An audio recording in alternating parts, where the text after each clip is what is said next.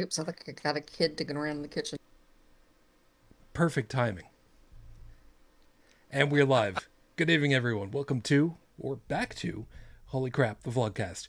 Vlogcast that comes from a skeptical point of view to answer some of the questions of why.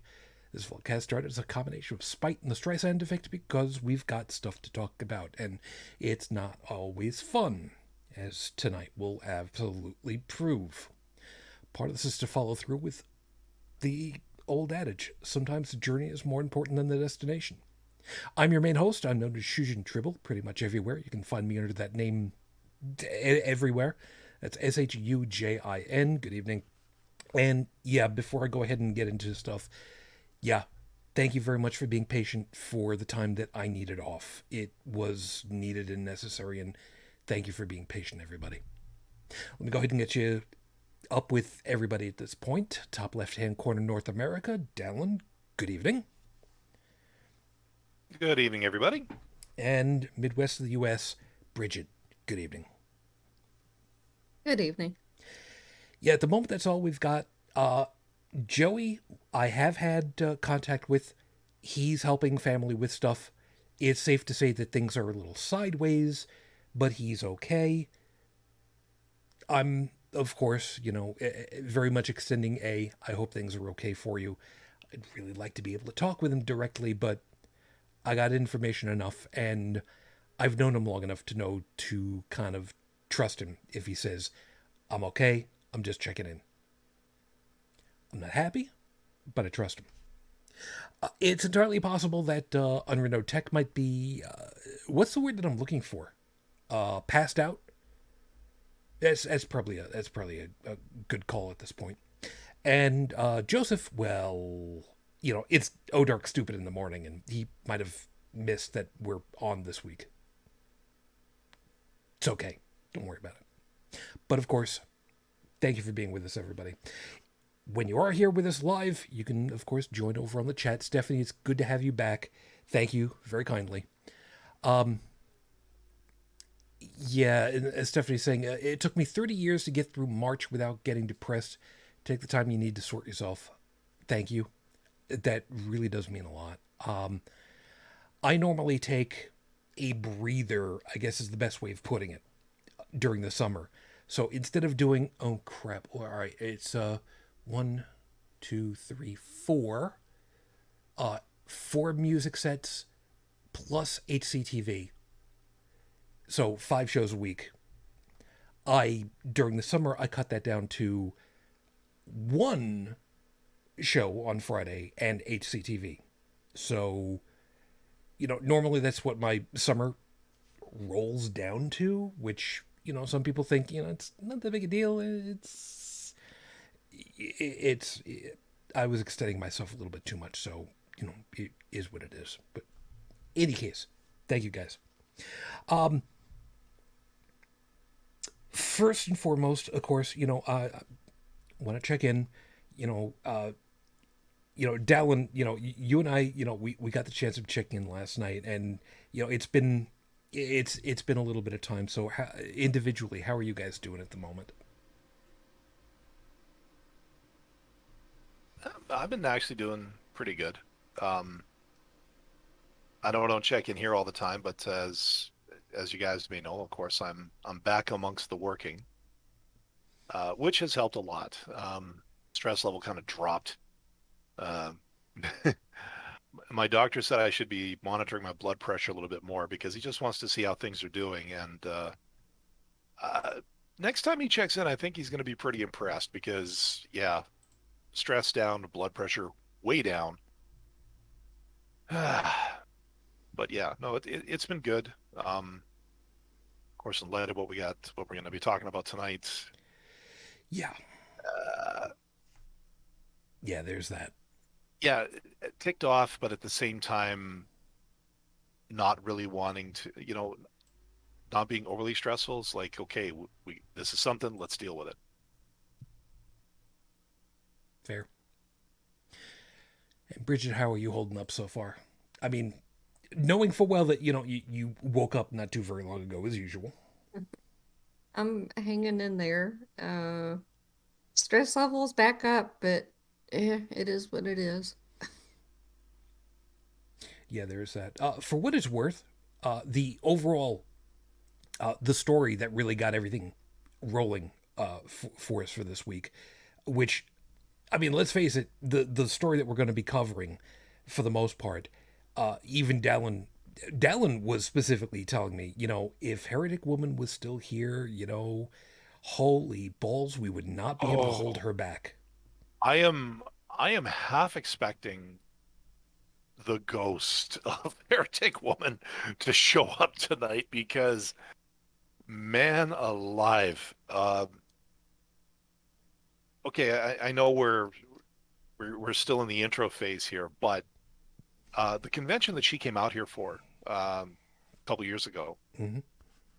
was on this very subject.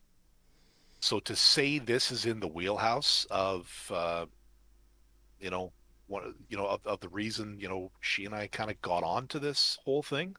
Yeah, Yeah, this is not only in the wheelhouse. This is the wheelhouse, at least for the most part. yeah, yeah. And it only took us what over.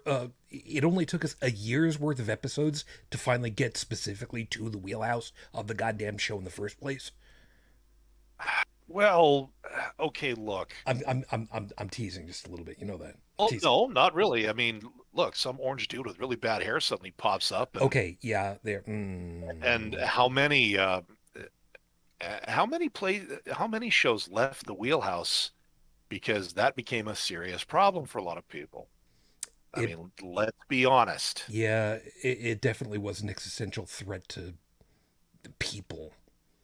Let's just leave it at that. But Still is. but enough about Gritty the mascot. See what I did there? Trying to make things a little bit a little.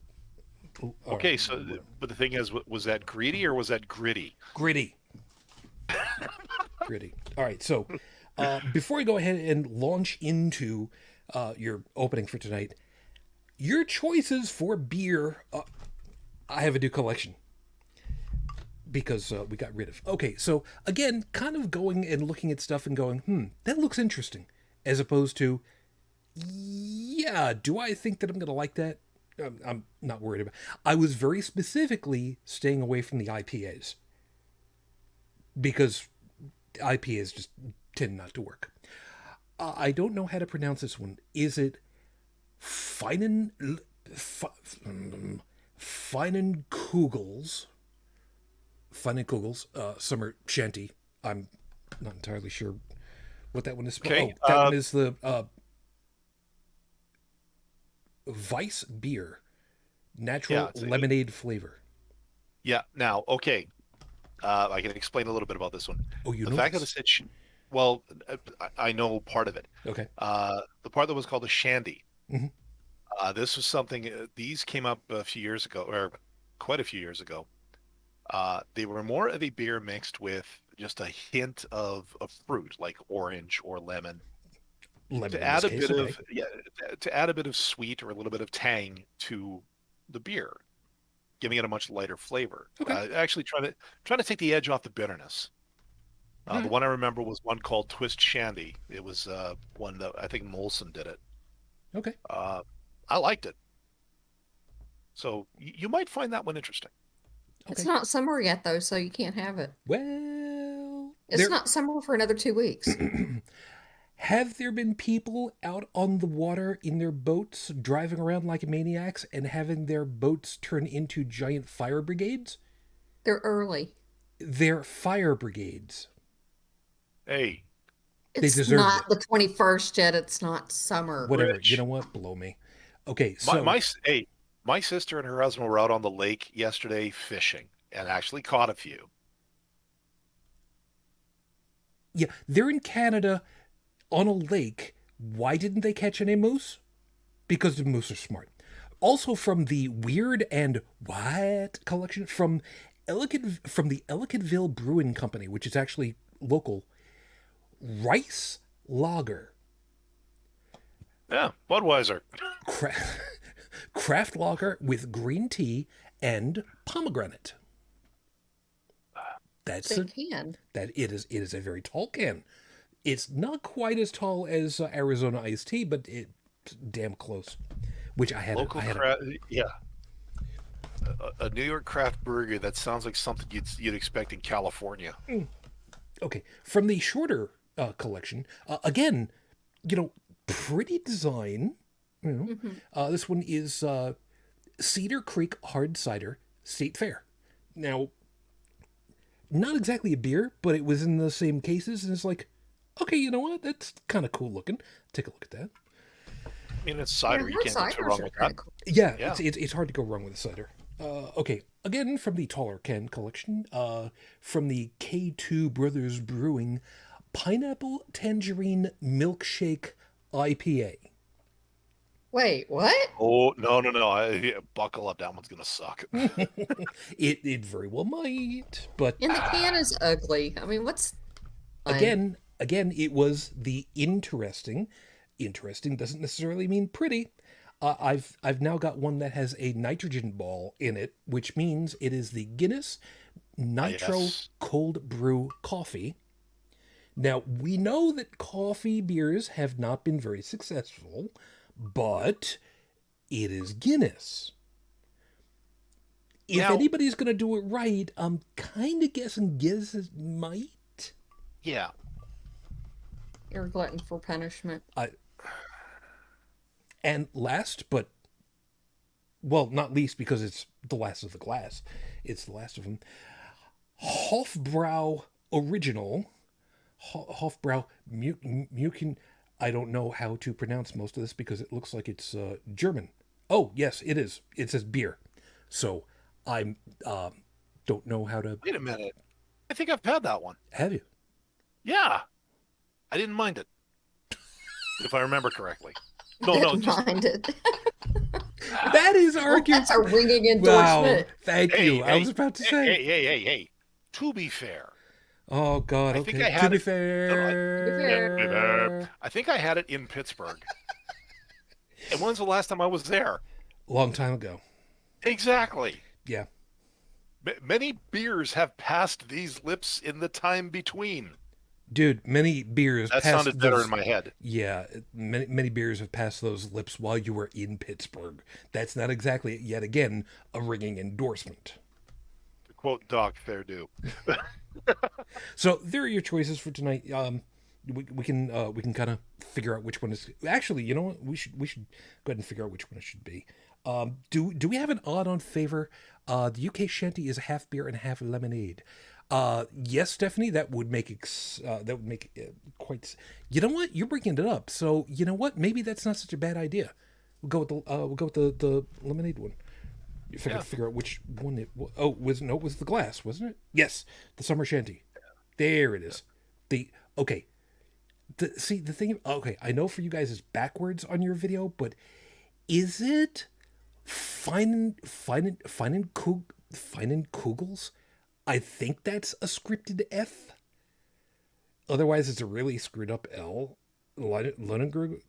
See, the problem is I'm looking at the second half and it is Kugels, and I keep thinking to myself, okay, I know how to clench in order to exercise mine, but I don't think that's the word they were going for.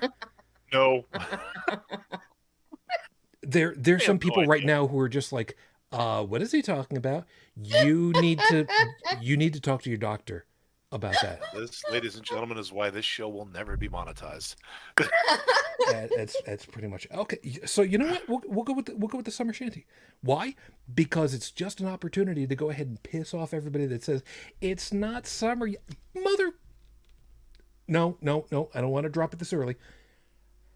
I know, but people are stupid and getting their. You know what? I have to hold on to that one because I'm actually going to use it for the opening. I need to hold on to that for the opening. You'll explain. You'll understand momentarily. So let me go ahead and do that while I open this up. So with 5 minutes on the clock, your 5-minute freestyle is starting right now. Pride. Yeah, it's Pride Month. Those of you that didn't know about it for whatever reason, how did you not? One of the things about Pride is it is an opportunity for people to finally, properly celebrate one of the wonderful things about life. that was typified with the expression idic from Star Trek. Infinite diversity in infinite combinations. It is what makes life beautiful.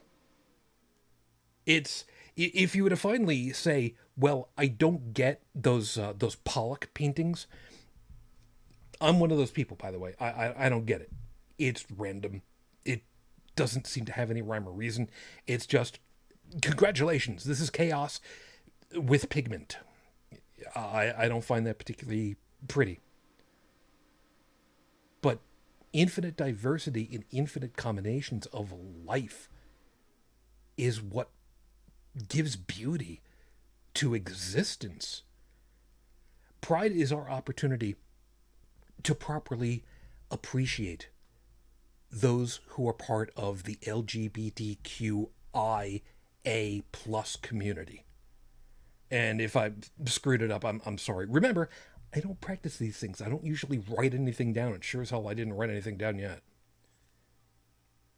Pride is a wonderful thing. And the fact that anybody would have a problem with the expressions of why celebrate people who are just a fringe on society? The hell is wrong with you?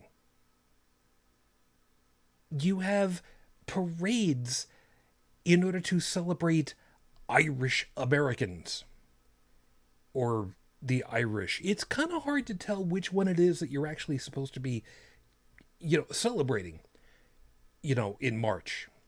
Other than the fact that, drinking happens to be a very large part of it.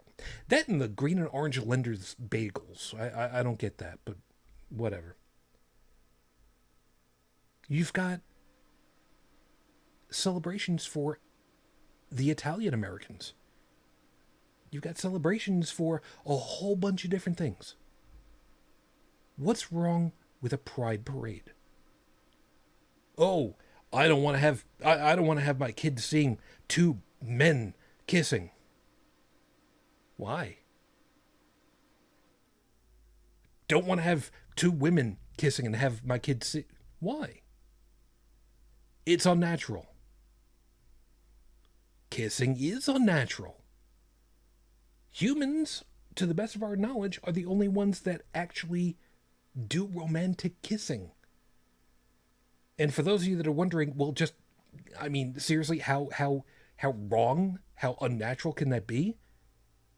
Have you never realized that a romantic kiss is simply a way for one body to judge the other body's biome? It's one of the reasons why we kiss. It's so that you can actually judge from a subconscious level what the germ biome is of the recipient. If you should be good and compatible, biologically speaking. You are effectively connecting one anus to another through a temporary connection. And if that doesn't make you feel uncomfortable, maybe it should just a little bit. Because that's unnatural. Showing affection has become unnatural. And again, why? It shouldn't. Affection should be commonplace. There should be an opportunity for people to be able to give each other a hug, to hold hands, to link arms, to link fingers, to be able to hold somebody close, to give them comfort when they need it. And it shouldn't matter who's born with which plumbing. Because ultimately, the pride that you should be celebrating is up here in your head. That's where love is. That's where all the connections we have to one another is. And conversely, that's where all of the hate to it is. You should learn what goes on in there. And be proud of who you are. All of you.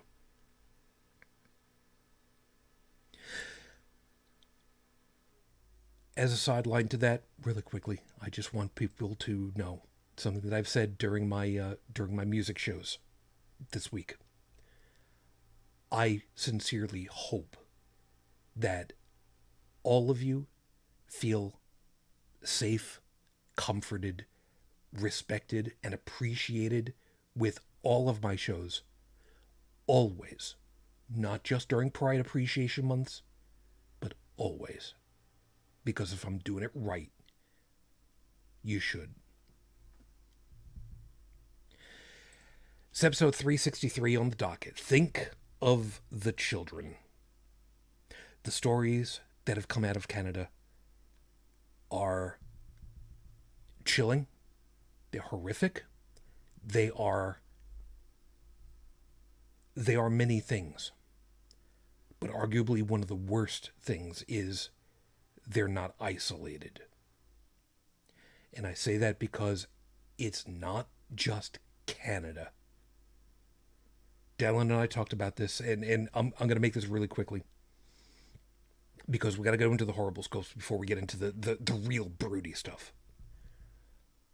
The stuff that we're going to end up talking about is not just in Canada. It's not just in the late 19th and into the 20th century. It has happened on multiple continents with multiple groups over multiple timelines. And the ramifications as we go forward from that are also really, really troublesome. And we're going to get to all that. However, before we get to the really heavy stuff, because Lord knows we could use a little bit of a perk at this point, let's go ahead and deal with the horrible scopes.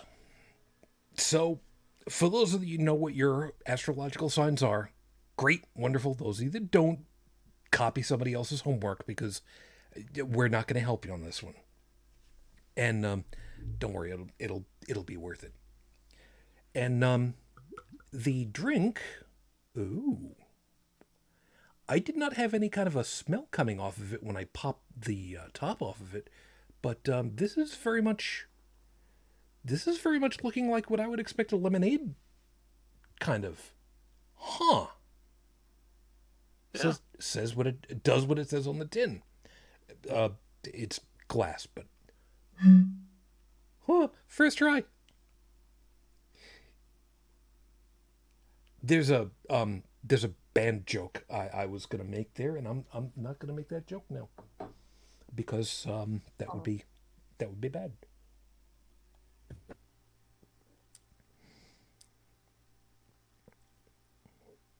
Okay, that is lemon beer.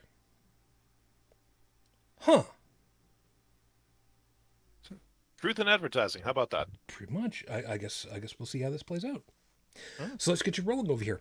Aries, debating things in your head should help you come to a final resolution, not draw out the problem further. Set a timer on your phone to a random number of minutes before you start, and wherever you are when that goes off is what you should go with. Ridge, I'll let you go next. Aris, there are wild animals out there who need physical interactions to keep sane.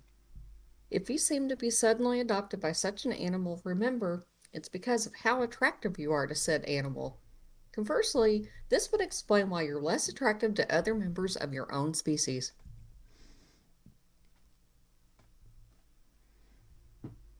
All I can think of at that point is cat ladies, and yeah, Well, that's there's a virus that's bacteria. There's bacterium that's kind of involved with that, but that's another thing. oh boy. All right, Gemini. Last week, or well, a few weeks ago, uh, I mean, we haven't been on here for a while. Anyways, we told you to use a batleth, and you had no idea what we were talking about. We're proud that you decided to start learning Klingon via Duolingo because of it. Now, remember, folks, if you sign up for Duolingo with the offer code QUICKBACH, you get to try out Klingon a day for free for 30 days. Remember, that's the offer code QUIEKBACH. We may or may not get cross-promotional payment for each sign-up. I would also like to state at this point that this podcast is not sponsored by Raid Shadow Legends yet. Yeah, Dallin actually asked me last night, is that really a thing? I don't remember which group it is, but there is one language learning group that actually does have Klingon as a go-to. So And the thing is, I have Duo on my tablet. did you go And looking for it? No, I was poking around with Japanese with it. So when I heard Duolingo, I'm like, really? Yep. And no, to be honest, I have not gone and checked for Klingon on Duolingo yet. If I find it, well, They do have it. Oh, I did get the right one. Yes, they do have it. Okay. Okay. My tablet is in my hands. Give me a moment. You go looking that up. You're damn right. I'm gonna go looking this up. Cancer Moon. Look, it's not that I doubt Bridget, but I'm one of those trust but verify kinds of guys. Perfectly understandable. We'll see how it comes around. Cancer Go Moon find Child. Looking up at the sky is not a bad way to refocus your mental energies this week. Just remember to do it at night. Or close your eyes. Leon, that turtleneck sweater is never going to fit you again. You could just wash it and give it away. If you put it up on eBay and label it as a 1977 NASA scientist cosplay shirt, you might get a few dollars out of the deal. Sorry, Dr. Sagan. Just having a little fun at your expense. Nothing personal. Virgo, if you want to come across as an erudite individual, learn how to properly pronounce the term for an 8-sided polygon. It's octagonal.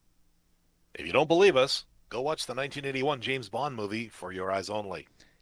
I'm so glad that you covered that one because, truth be told, I was trying to remember how to spell erudite because it was coming to me because of the whole reboot finale. And I kept hearing Megabyte in my head, and I couldn't for the life of me spell the damn word. I had to go look it up. So, okay, I need to. Okay, I'm actually going to throw my camera on for this one. Okay. So you're going to have to see my ugly mug because, yeah, this needs to be shown. Okay. There you are. Can you see it? Pretty much, yeah. Hang on. Told you. Klingon is available on Duolingo. Damn, Yep. I pulled it right. Would I lie to you, Dallin? No, Again, I do trust you, Bridget. Make no mistake. But when you can see it with your own eyes, it's just that much funnier, you know? It's true. That's true. And we're gonna we have to hang on to that one until next week because we're gonna get a laugh or 5 out of that one. That's entirely possible. Libra, we have good news and bad news about your job this week. The good news is you're going to get a number of compliments on your shoes. No, this is not directed at Ryan Stiles. The bad news is you turned on the camera while it was pointed down at your lap. At least you're wearing pants this week, so good on you there, Libra. Well done. Oh. So apparently that one Quebec politician dude is not a Libra then.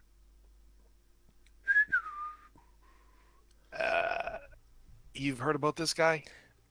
Later. No. Okay, can't remember his name, but he has the worst luck with Zoom calls.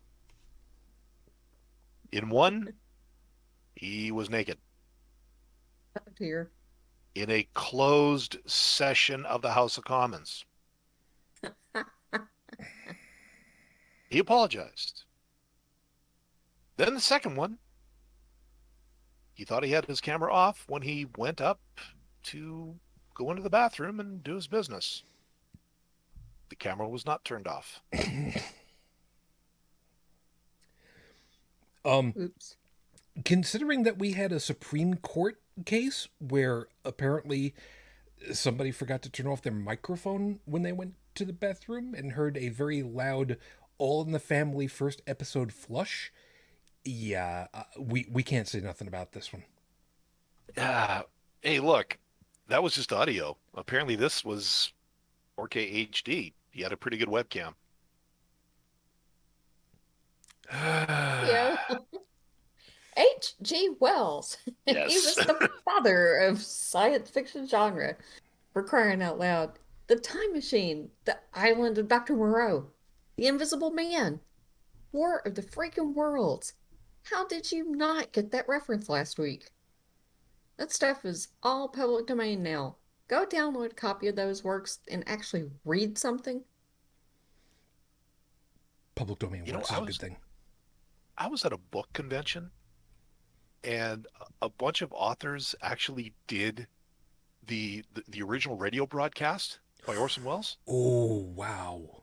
Like I actually sat there while they did it, like on the and even though yes, I was watching them do it. Yes, they had a couple of sound effects. Yes, I knew it wasn't real. I still got chills, man. Like I could see why so many people freaked out when that happened. Oh, yes. Oh, Yeah. absolutely, yes. Anyways, Sagittarius. The coffee grounds from last week are finally ready to become mulch in your tomato planter. Mix them with the charcoal ash from your barbecue, and you'll have great tomatoes in no time. Who knew your biggest vice in life could be so useful? Which reminds me, I got to take my compostables down to the bin tomorrow. It's probably a good idea. Yeah. Oh, this means that this means that Bridge is going to get them. Okay, Capricorn. There is a reason why your drapes don't match the carpeting anymore, Capricorn. Pregnant pause there. The glass in your windows was manufactured before UVA and B filtering was added to the process. Those drapes have naturally bleached out and may not survive a trip through the washing machine. Plan on replacing them this week. Aquarius. Congratulations, Aquarius. Someone actually bribed us to get you a better horoscope this week. This is true. This is actually true. We came up with something helpful for you. Something that'll take the pressure off your shoulders so you don't have to look it up on your own. Christmas is about 200 days away. See? Now you don't need to go checking your date planner to see how long you have to shop for people. You're welcome, Aquarius. Have a great week. So I wonder if said briber is wanting their money back. Doesn't matter. All sales are final. I hope they knew that. Anyways, Pisces. Secondhand shops are the way to go this week, Pisces. Not only will you find some long forgotten toys you played with in the 70s, but you'll find clothing that'll actually fit your sense of style. Fortunately, they won't fit your current physique. And trust us, that's a blessing in disguise.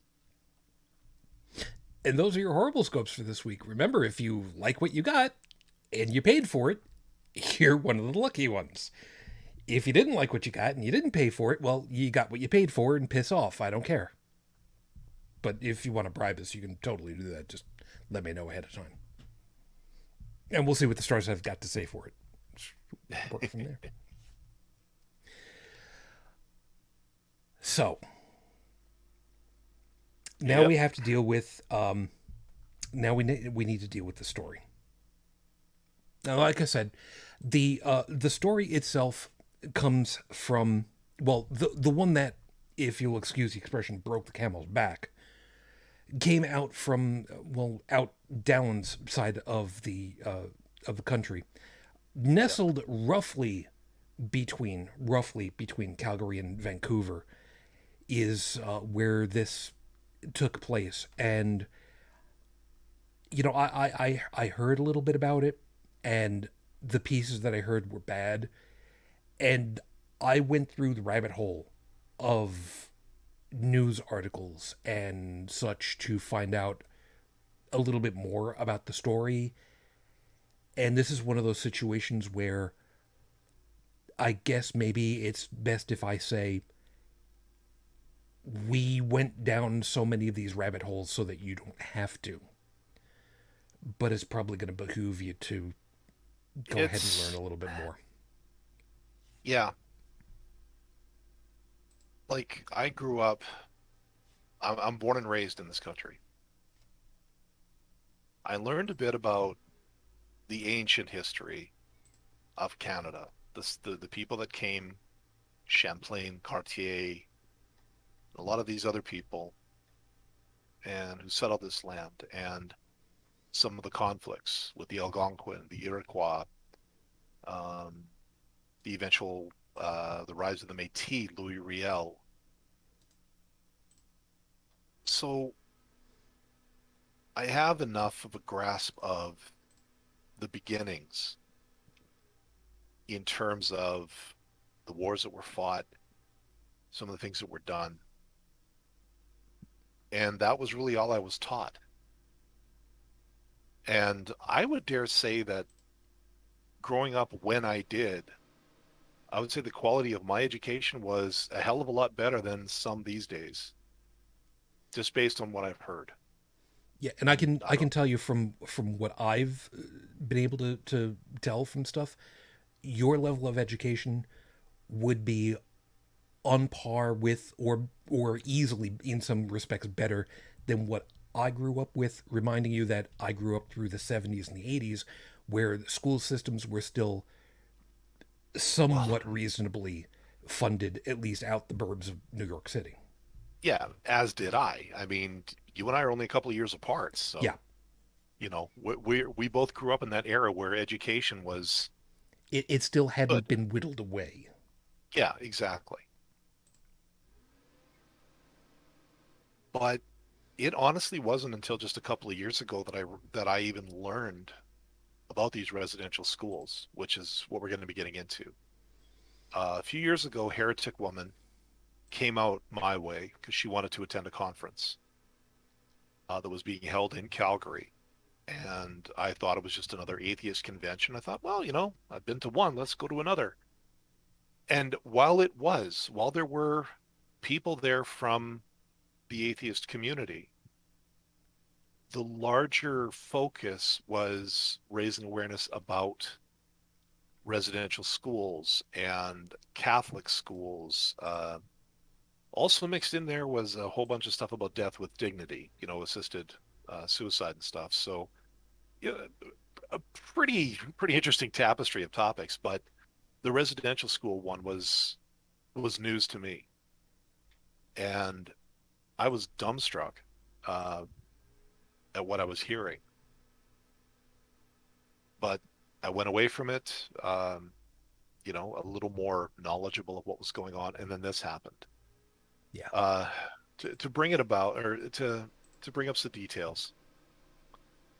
So this happened on May 27th of this year, 2021. There was a survey done at the former Kamloops Indian Residential School. Their name, not mine.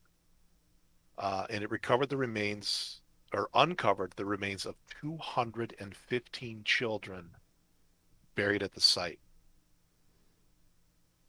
Yeah. Now, Uh, also reminding folks that the survey that was being done with ground penetrating radar, yeah, which is, although not exactly currently bleeding edge technology, is simply an amazing piece of technology that the fact that it was able to find this is it is definitely it is definitely a harbinger, it, bad word for it, but of being able to find other stuff, more stuff that's been buried, yeah.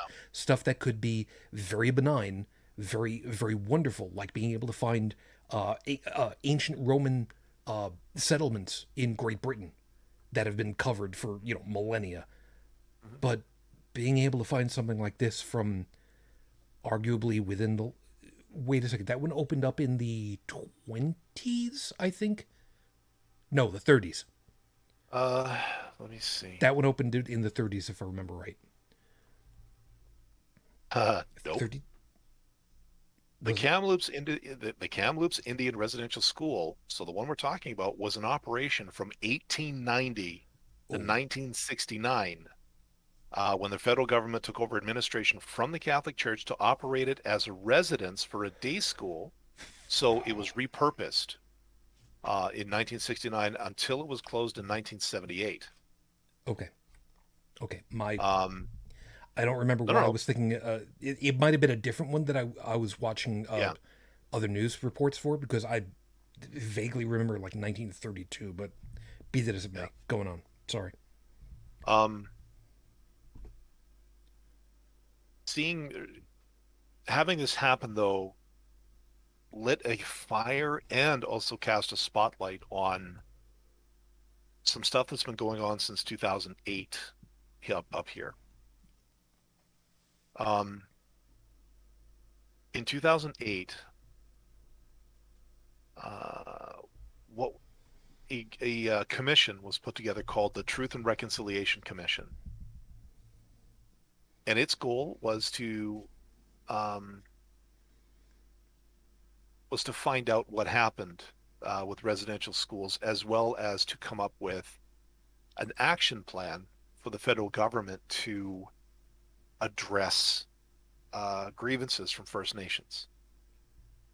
And I will provide a link for the show notes. I actually have the action plan, the call to action. Excellent. It Thank you. is it is just give me a second here. Why so many blank pages after the end? 94 separate. Uh, I don't want to say demands, but I also don't want to say recommendations, because it's like the feather versus the hammer, you know. Uh, but yeah, these are calls to action from the Truth and Reconciliation Commission that they want the government to undertake for things like child welfare, education, uh, reconciliation, um, things about settlement agreements, equity for Aboriginal peoples in the legal system, uh, a lot of things. And starting at Action 58, Church Apologies and Reconciliation. And I'm pretty sure it comes as no surprise that the Roman Catholic Church as an institution has gone completely tight-lipped on this. And that's going to land them, I think, in a lot more hot water. Um, Yeah, trying to see here. one of the comments that I grabbed out of one of the news articles talking about the Archdiocese of Canada had said this. This was a quote from the Archdiocese of Canada. Quote: "The Catholic Church as a whole in Canada was not associated with the residential schools, nor was the Canadian Conference of Catholic Bishops." Which, to me, is very much a double step. It is both a sidestep and a you can't have it both ways kind of moment. Because the Holy Roman See, a lot of times, will say, yes, we are one big happy fleet, to borrow an expression, worldwide, and everybody, works to us and are overseen by people that employ isn't the right word. They've intentionally steered clear of that term. But then in this situation, they say, well, they were operating as a rogue entity, all on their own. We got nothing to do with it.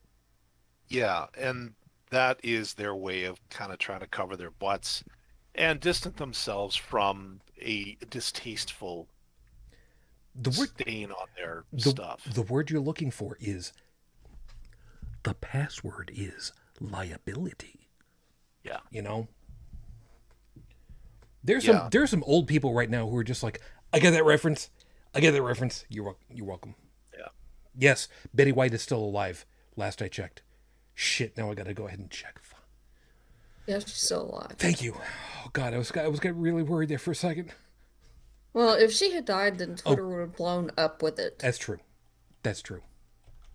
That's true. Because Ryan Reynolds, first and foremost, would absolutely flood the airwaves. Anyway, Yeah. Now, the commission estimates that about 4,100 children died at these schools. Now, those are the ones that they know that they have records for.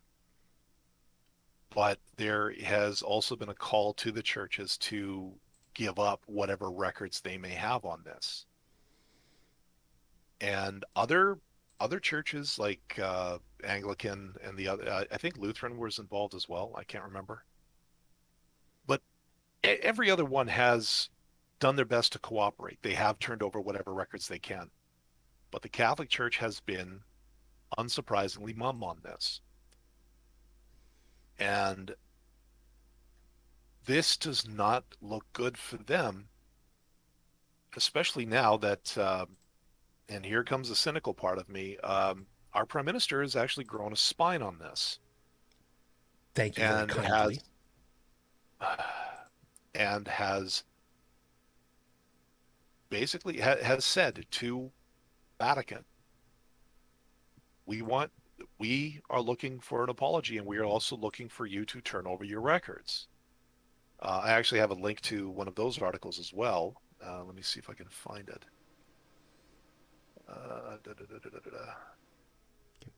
Here it is. And again, I'll be providing all of these. Yeah. Yeah. So Trudeau urges Catholic Church to apologize. Lost. Sorry, just ad blockers. Yeah, and this just happened today, June 5th. It's still June 5th for me, so It's fine. yeah.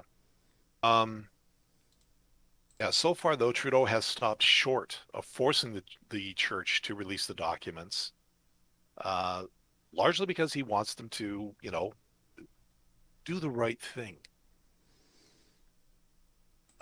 He has also said, though, that he has unspecified tools and processes by which he can compel the church to release more records of the burials at schools, but is not inclined to force the church to release them just yet.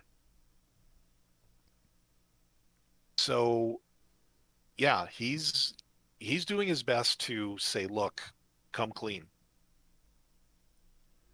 Yeah. And if they don't, he's going to, I'm not entirely sure what he's going to do, but there's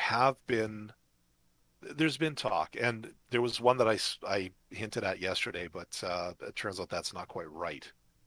Uh, but some people have been calling for the Catholic Church, the Holy See, to be tried at The Hague. And for those of you that don't know what that is the court that deals with crimes against humanity. This is where the Nazis were tried. This is where I honestly don't know any others that have, but can you imagine a religious institution being taken to that court for this kind of stuff? Like, you want to talk about destroying credibility. Like, if that summons ever came down, I don't know if it would be the end of the Catholic Church as it stands, but I think it would definitely be a hammer blow to it. Yeah. Now, only because we've given you guys a lot of dense stuff to kind of sort through a little bit. I'm going to kind of move this along and kind of glaze over a little bit off the top, because there is a lot that has gone into all of this, and I need to move this along simply because there are pieces that are troubling above and beyond even this part. Stephanie has Yeah. also brought up a piece that, as a matter of fact, Dallin and I had talked about, and Bridget, want to get your input on this one also. Stephanie has said, I assume you know about the Irish schools. The stuff over in the British Isles, oh yeah, we remember. We've not forgotten, not by a long shot. It's just that this particular news article is so egregious.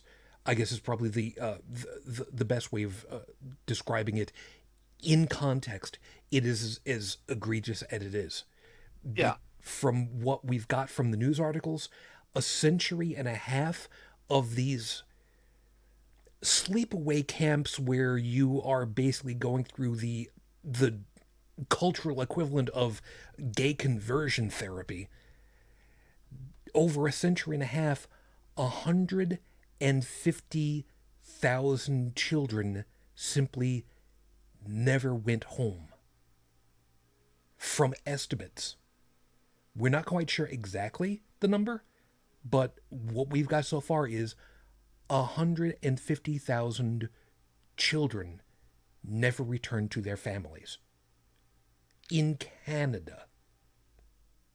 And this is the one that we ended up talking about. Now, last night, Dallin and I were going through, and Dallin was listing off some other situations where these kinds of things ended up happening. Now, Stephanie is right. You had the schools in the British Isles where this had happened.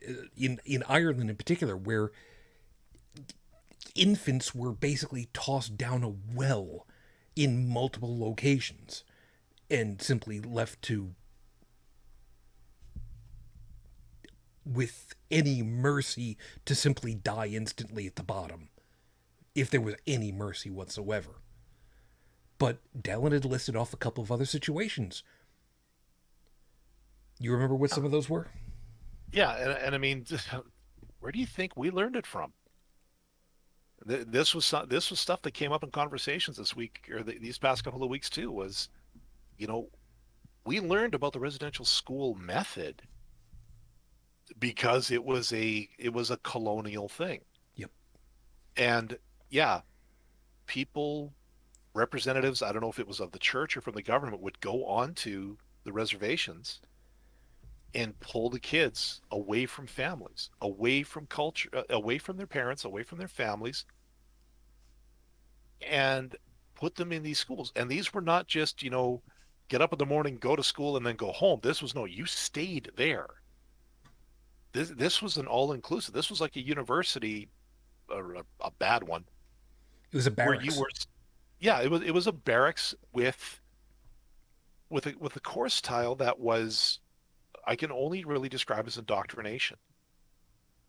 I wish I could find the quote. I saw one, and it was it was terrible about what these schools were designed to do. They were designed to erase the culture from the next generation, to deprogram people. Now, this stayed in my head because I've been listening to a talk radio station all this time, and they bring in callers and texters. And some of the people that called in were people who were at these schools. So like I'm getting firsthand accounts here. And there was one, a gentleman who is Cree. As a child, when he was in these schools, if he started speaking Cree, he was beaten. If he tried to perform anything that showed his heritage, he was beaten. He forced himself to learn English really quick just to avoid being beaten. That's what these things were for. The defense of it, which is petty, but what they wanted to do was they wanted to assimilate these people into I hate to say it, but into the Canadian culture at No, the time. that's the fairest way Yeah. of putting it, because that was the mindset for it. Yeah. These were state-sanctioned, church-run institutions. And it was a black mark. And the thing is, a lot of people don't know this, but the last residential school closed its doors in 1996. That's not too long ago. That was the year I graduated college. So that's not that long ago No. And as a matter of when you fact, think about it. one of the people that I saw on an interview had gone ahead and said what his, I guess, student ID number was. And he's an older guy now, and he still remembers it. Yeah. The So yeah, the only thing that I can say as far as to the earliest that I can remember something that comes even close to this on a voluntary basis was what I learned about my my mother-in-law and the way that she brought up my wife and her siblings. Reminding you that she was from Japan. She eloped with a U.S. Army occupation force member. Did not go over well with the family, as you can well imagine. She learned English enough to be able to, talk with him and whatnot. But through the 50s and forward, her kids were taught to be English speakers, not Japanese. And this is something that I also remember having heard about from the folks that came through on the boat, through New York and such, the Italians and everything. You learned to fit in.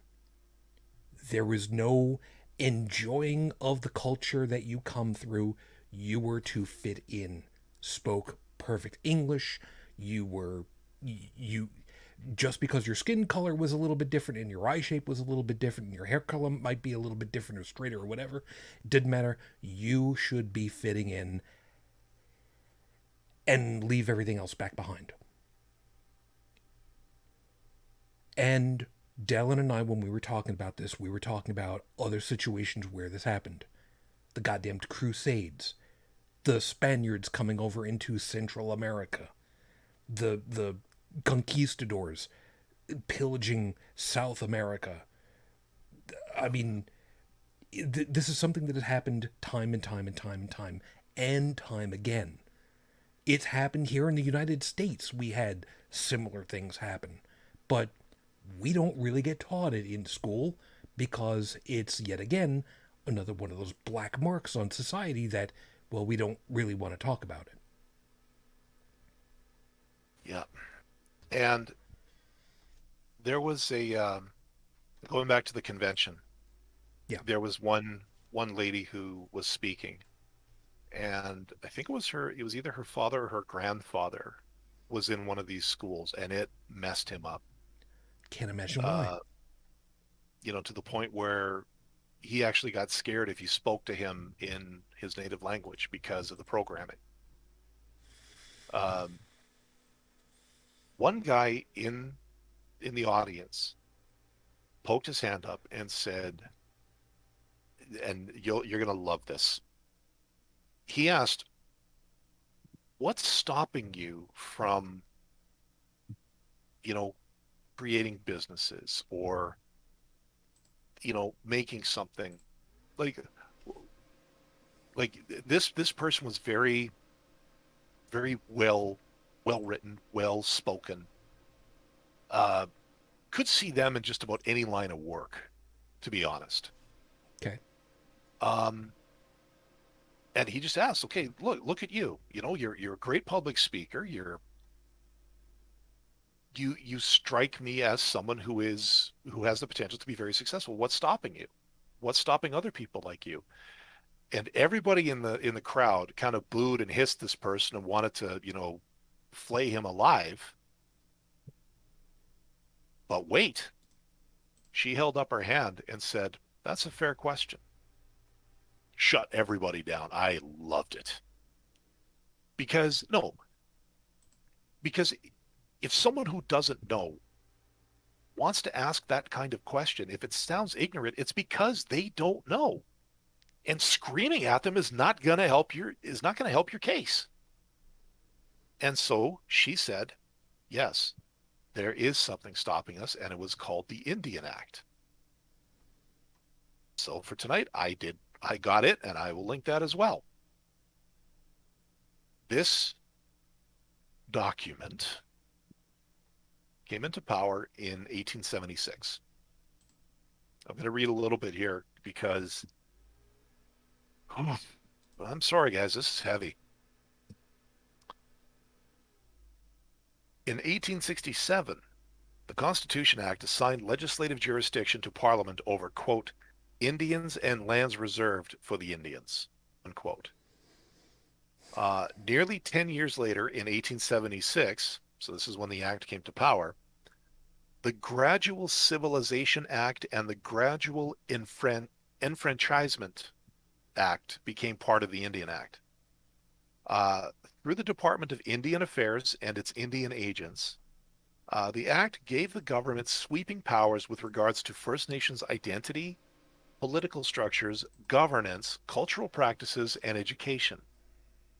These powers restricted Indigenous freedoms and allowed officials to determine Indigenous rights and benefits based on quote unquote good moral character.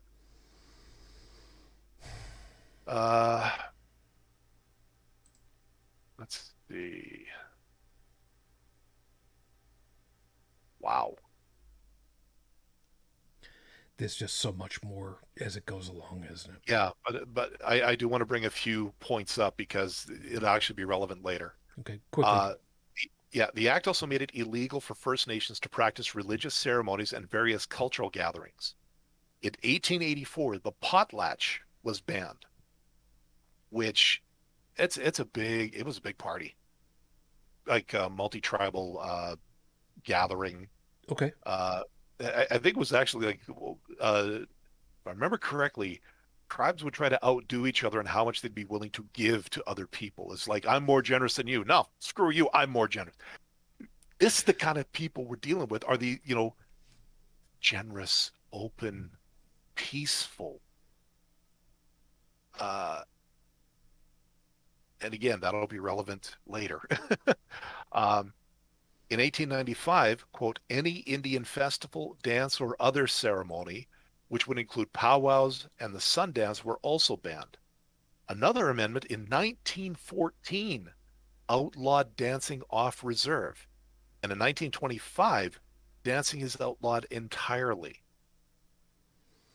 In 1927, the act made it illegal for First Nations peoples and communities to hire lawyers or bring about land claims against the government without the government's consent, which basically said if the government wanted to come in, take a chunk of your land and build a shopping mall, relatively speaking, since 1927, they could, and you couldn't do a damn thing about it. Well, no, you could sue them, but the government could just say, well, no, we don't want you to sue us, and then gone. Yeah. Subsequent amendments required First Nations children to attend industrial or residential schools, 1894 and 1920. The dark legacy of residential schools in Canada has affected Indigenous communities across the country and intergenerationally.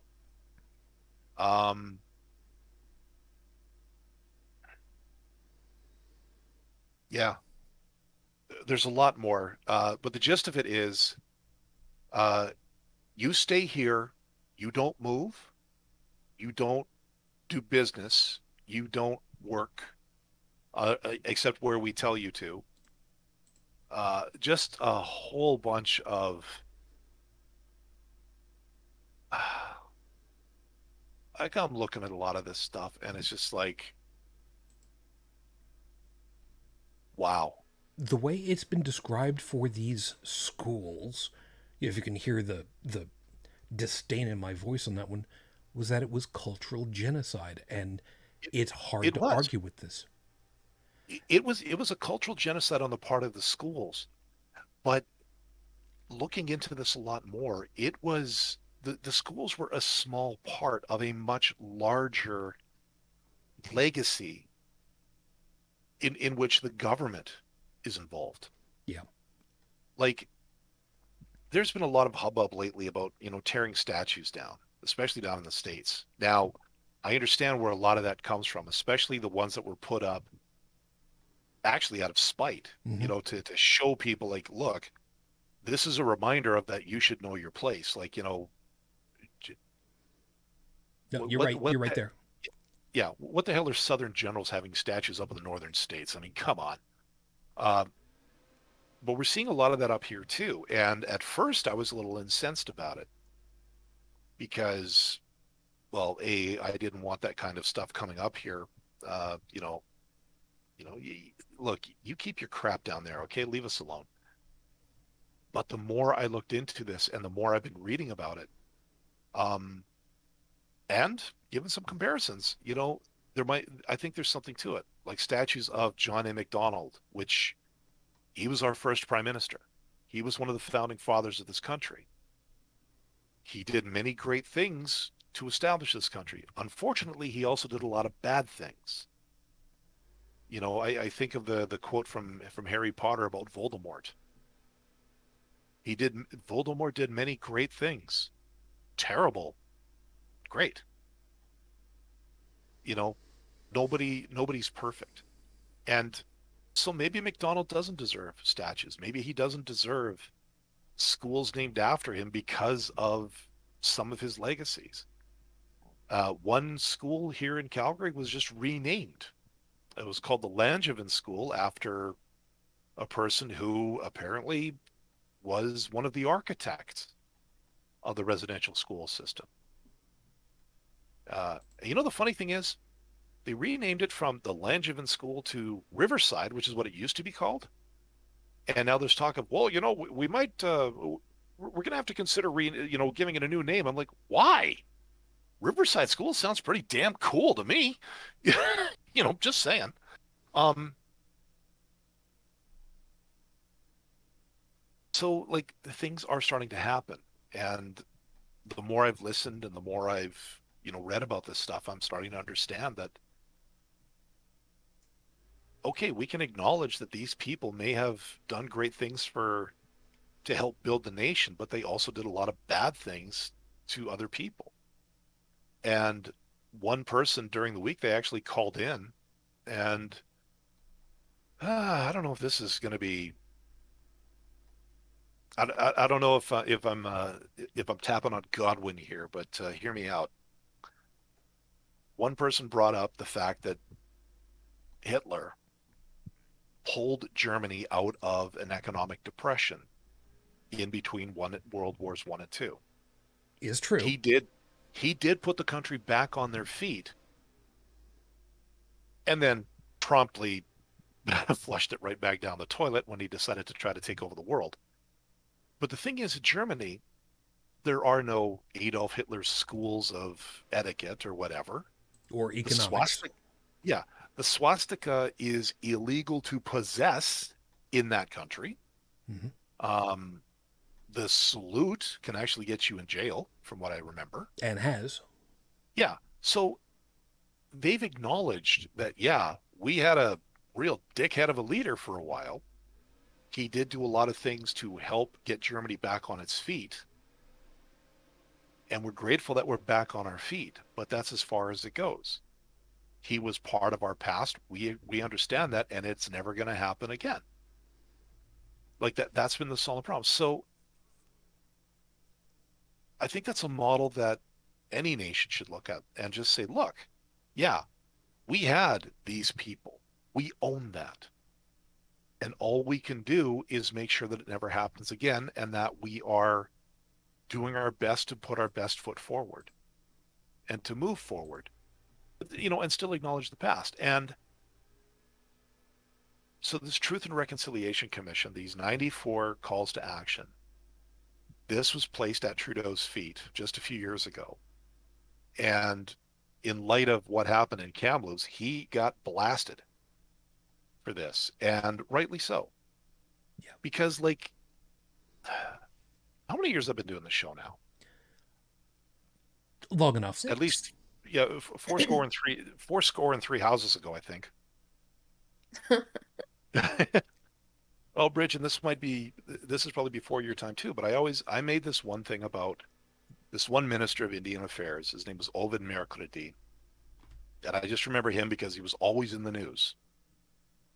and always demanding that the next prime minister that comes up apologize for everything. And I remember saying, like, when is it going to be enough? Mm-hmm. I was asking that out of naivete, because it's like, because that's all I heard was the apology. Like, okay, what are you apologizing for? But now I realize the apology has been nothing but lip service to excuse stuff that has not been done, or things that have not been done right.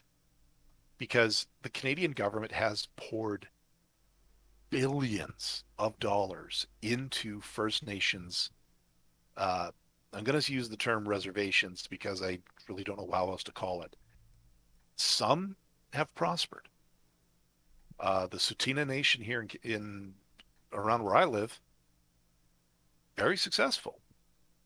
They have, they also have the Grey Eagle Casino, which is like a very successful enterprise.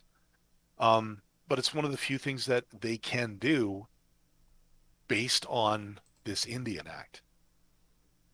Like this act is so old, but it's so restrictive, and so many places just they can't benefit from it, or they can't benefit because they're not allowed to benefit in any way, shape, or form. And there are some places that are still poverty stricken, places where reserves where you can't even get clean water after hundreds of billions of dollars. Now, some of this is because of the governance of some of those reserves. Like, some of them are crooked as hell, where all the money goes to the chief and his family. They live very well, but everybody else, nah, screw them. You know, it's a sad fact that there are people who would capitalize on it. Yeah, there's So, go there's a ahead. couple of things that I want to kind of get to at this point because uh, Bridget, they're pieces that you understand as well as I do. By comparison, that Dallin doesn't have the same upbringing for. Fortunately, this is actually something that works in your favor, man. You and I were brought up in different Christian faiths, so Mm-hmm. for us, we know full well that the threat of hell is a massive thing that in some cases held on to people's lives and terrified them for literal decades even after they've gotten out of religiosity. Literal Mm-hmm. decades. Listening to the way that Down was describing how, years later, person still shivers whenever something from their culture comes up and they're still terrified. Does this not sound like virtually the same damn thing? Yeah. I mean, it's brainwashing. Yeah. And I think his comparison to, Excuse me. gay conversion therapy is probably a, a really apt comparison, using trauma like that. Yeah, and that's exactly the word that I was looking for. It these families, never mind the kids themselves, have been traumatized right from the get go. The whole damn thing Yeah. for a sense. But now we're in the current day. We're finding out not only that, as Dallin said, a lot of the apologies over the decades has been little more than lip service in a lot of respects, a lot more than not. And I mean, I remember the times not too very long ago either, Dallin, where you were saying, when is it going to be enough? I remember, and thank you for reminding about that because it also means that you recognize shit. I I was upset about something that I didn't understand and I didn't even know that I didn't understand it. So my education has come finally and wow, shit. Okay. New tack.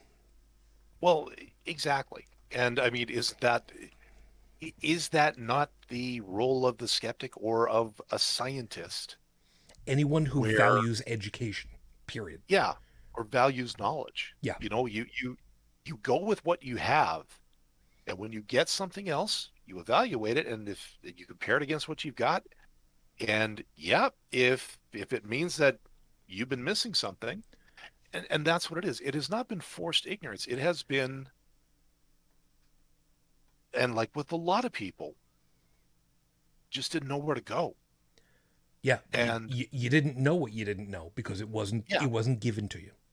well, exactly. And I'll be honest, there was not a lot of incentive to investigate either, until recently. Yeah. Uh, Largely because, what I saw at that convention, what I heard, yes, it was bad, but then to hear something like this and to realize that there's now a call for all residential school sites to undergo the same examination to see, are there more? Are there other places? And these bodies are going to be exhumed.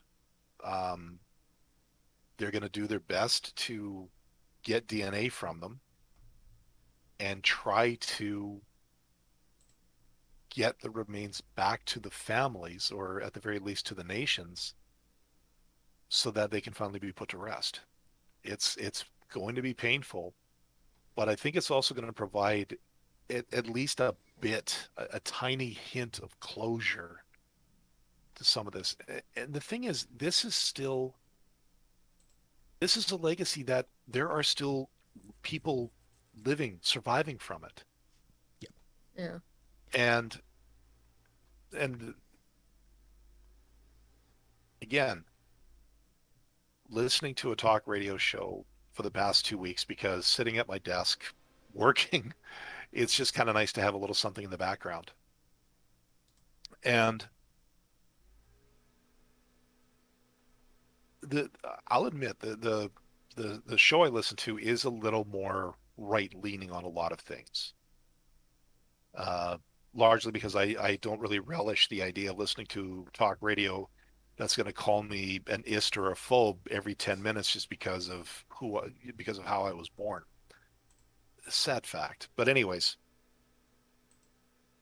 and a lot of times they tend to be a lot of the callers that come in tend to be very gruff, very aggressive towards any kind of government regulation or any kind of anything that they deem stupid. They'll like I'm kind of glad I didn't listen to them when the whole mask thing was going on, because yeah.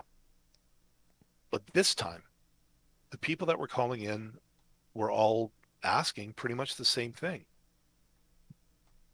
Where can we go to learn more? What can we do to understand more? And mostly, what can we do to tell the government to get off its ass and actually do something this time? As well as, what can we do to tell the church the same thing? Yeah. But There's now, oh, sorry, go ahead. yeah. What I'm wondering is, would they have found these without this survey? Eventually, if the area was dug up, yes. But the question is, how long would that eventually have been? Well, and that's the other thing too. They knew what this place was. I mean, the building itself still stands. It's just been abandoned.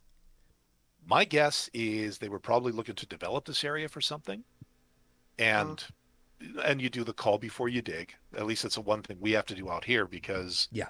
underground gas line meets backhoe, you're not gonna have a very good day. Um, so yeah, I think eventually this would have come out. Uh, and nothing I've heard, nothing I've read indicates why this happened. Like why were they using ground penetrating radar on this place? Like, what was the motivation? There's been nothing about the reason how this started, just the result. I Um, I think they find more too.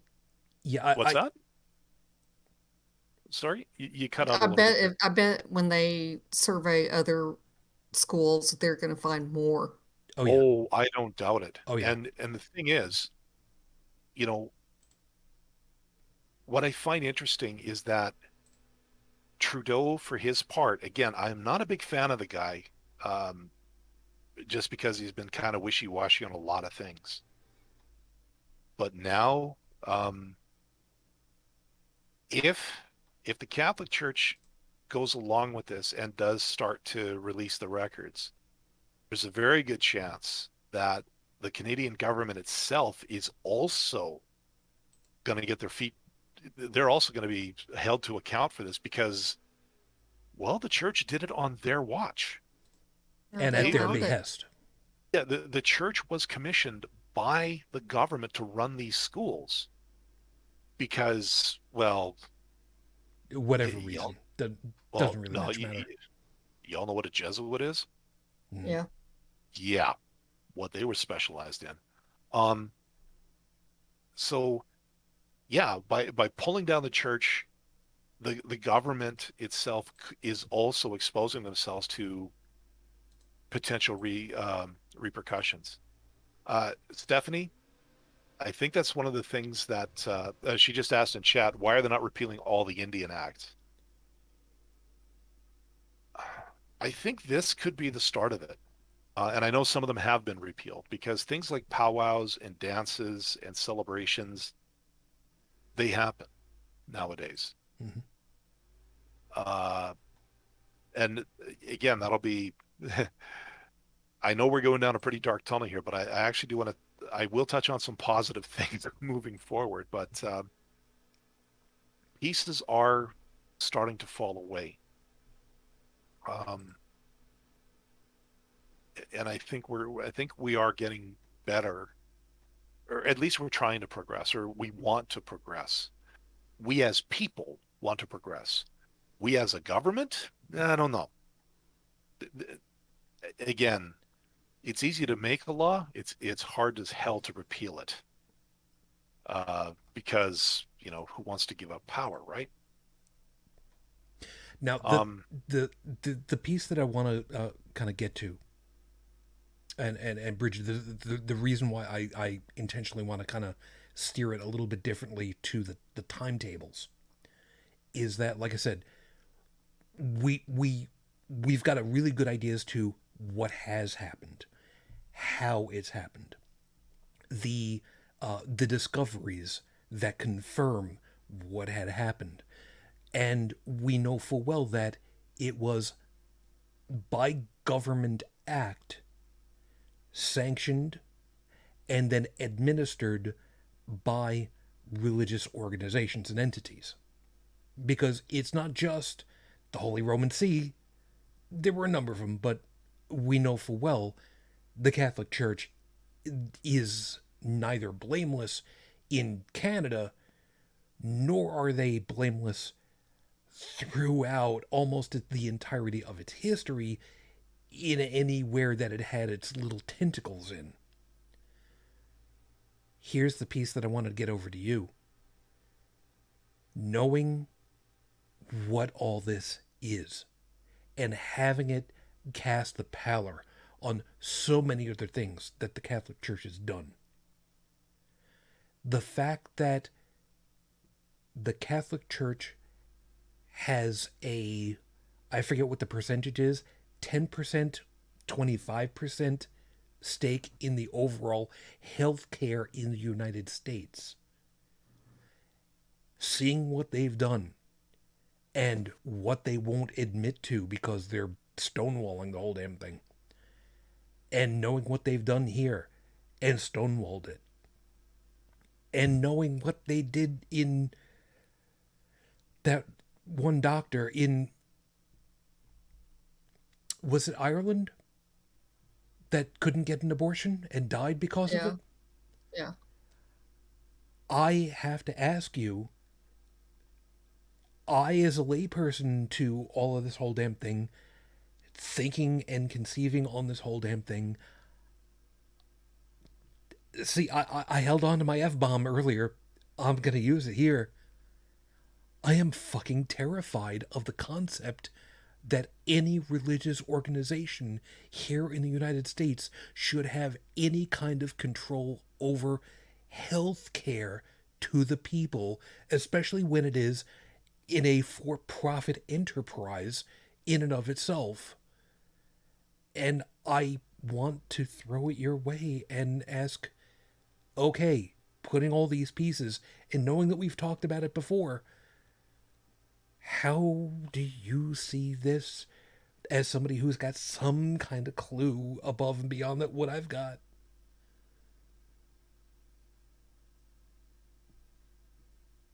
Well, I mean, most of the hospitals are owned by Catholic organizations now. And one thing that you also have to keep in mind is, as far as who is sitting on SCOTUS right now, a majority of the SCOTUS people are also Catholics.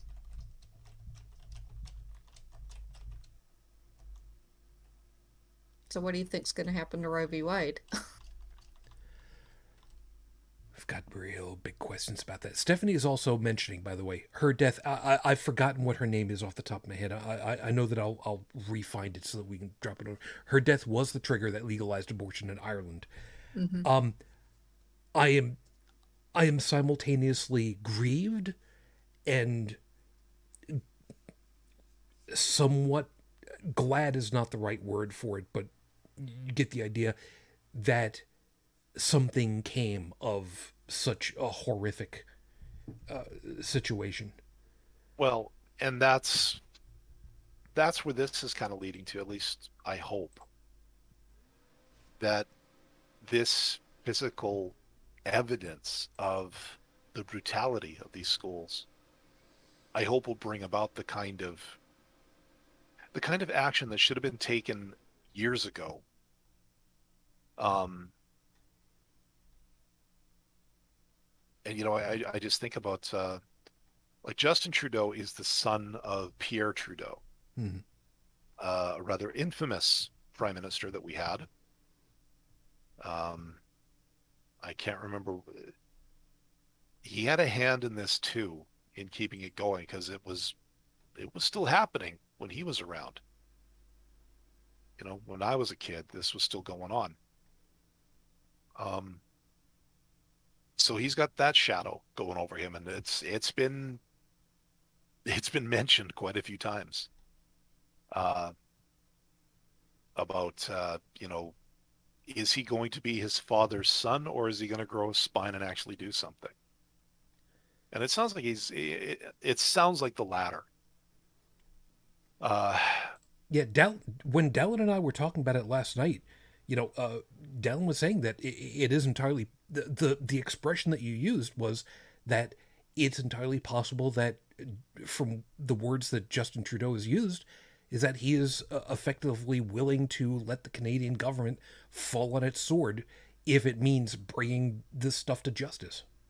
yeah, And and there has been a call to, like I said, um, there have been calls. I unfortunately I couldn't find any news articles on it, so it just might have been somebody blowing off steam. But there's been talk of wanting people to put the Holy See on trial at The Hague for crimes against humanity. Well, Uh, they would deserve it. I agree. Um, Now, before I get into the more positive, like the fact that there is a light on this, I do want to let my inner cynic come out just a little bit. And I think a lot of people would share this sentiment. This is this is the Roman Catholic Church we're talking about. What are they known? What are they best known for doing when it comes to scandals? shifting it, moving it, covering it up, And burying doing it. whatever they, yes. And even though there's overwhelming evidence, and there's also overwhelming cooperation on the part of the Protestant diocese that were involved in this. My biggest fear on this is that by, I would say, Christmas this year, this will be forgotten by people. This will be completely swept under the rug, and it'll just again go back to, one of those things we just talk about over coffee at some point. And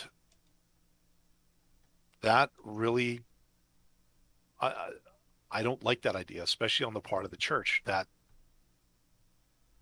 has had so many scandals leveled against it in just the past 5 years or so, uh, that they're still able to just skirt around all of this stuff through influence, money, and lip service. Um, And but still using the excuse of they were a rogue operator. yeah, the whole disavowalment thing. Only this, I'm hoping this time that, that not just law enforcement, but the people, the actual congregates will be up in arms about this and speak with their wallets. In other words, don't go to church. Don't do those offerings. They come looking for the tithe, tell them to shove it. Especially these days under COVID. I mean, who the hell wants to give a tithe? I mean, you're why would you still give a tithe if you're not working? What does God need with a credit card? Precisely.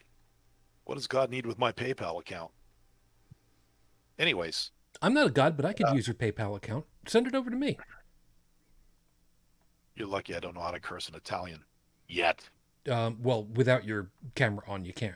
So Yeah. there you go. Uh, my boss is Italian, so I could learn. Anyways, now we've done the heavy. I've done my cynical. Let me see if I could pull this into some light here, if that's okay. Just a little bit. So, like I said, a lot of phone calls on the shows that I've been listening to this week have all been asking the same question. What can we do? What, how can we understand this? And I think that's what happens in a lot of places. It's like in a lot of issues where you've got somebody kind of yelling and screaming about that you're this, you're that. And if you try to say to them, well, then help me understand, what do you get? I'm not your teacher.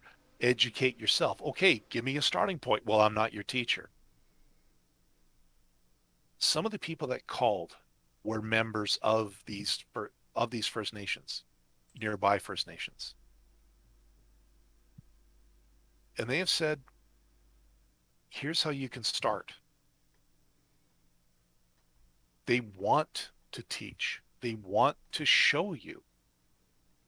There are open invitations to attend powwows in the area, to attend sweat lodges. I don't think I do very well in those, just given given the fact that I'm Nordic, I'd probably be in trouble. Mm. But but there are other customs that they actually invite you to partake in, and they expect like large crowds. So like you go to a powwow, you'll be welcomed because they want to share with you so that you can understand their culture. And this is what happens when I drive is I started thinking about this, and we touched on this a bit yesterday on the show. We have an opportunity here that most conquering armies are never afforded because of sort of the all or nothingness of how they did things. And that's when the conquistadors and the Romans and stuff came up, is that, when they rolled in, they killed everything. Whereas here it was more, let's get a foothold and then just assimilate them. Let us be the Borg. Mm. And well, they tried. Didn't work out very well because they were not very good at it. And this is, the evidence we see is the result of it. But now we as,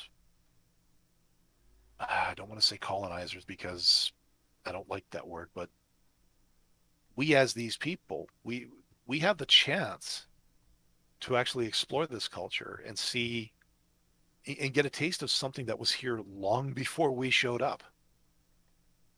This is an opportunity, and they're giving us, they want us to take this opportunity. So these people have been saying, when you see these things come up, like when COVID is finally managed and everybody can move around again, if you see one of these celebrations come up on your community radar or whatever, take the trip, go to these places, learn, uh, see how welcome you are, understand what it's about, get to know it. And to me, that I found that to be surprising in terms of like they some of those people don't look at us as those people who tried to take their culture away. They're trying to be more understanding, trying to be more peaceful, and I just find that really cool that they're willing to let us in and to open our eyes. Uh, to that end, so we have that Coursera. It's an online course site.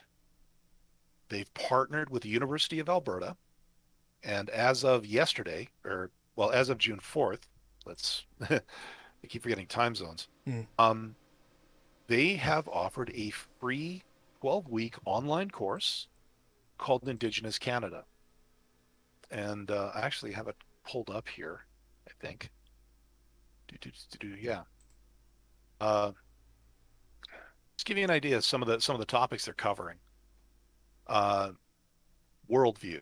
So, you know, what Indigenous people, like, I guess, with their, I want to say religion and stuff. Uh, Things on the fur trade. Another one called Trick or Treaty. So it's talking about the treaties that were signed, uh, which were things over and above the Indian Act. So kind of deals to help ease restrictions in some places, but they were very localized treaties. Uh, New rules, new game. Week 5, killing the Indian and the child. So that's going to be the one of the residential schools. A modern Indian, red power, sovereign lands, indigenous women, indigenous in the city, current social movements, and living traditions, expressions in pop culture and arts. So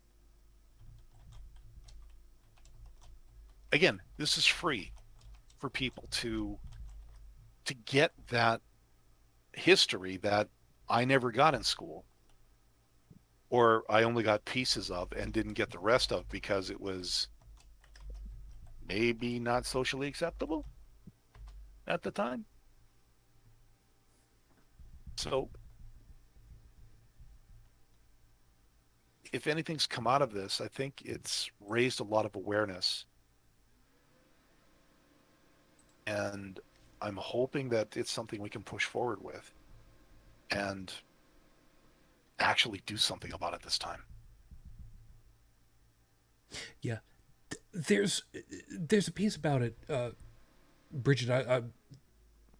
We've talked a lot more, and gone through a lot of stuff, and I want to kind of get you into this because, I mean, like I said, you and I were brought up with versions of Christianity. Dallin, I remember right. You were not brought up with Christianity as the overarching. It was just that you popped in on a couple of Catholic masses and looked at everybody and went, what kind of fucking weird zombie groups this is?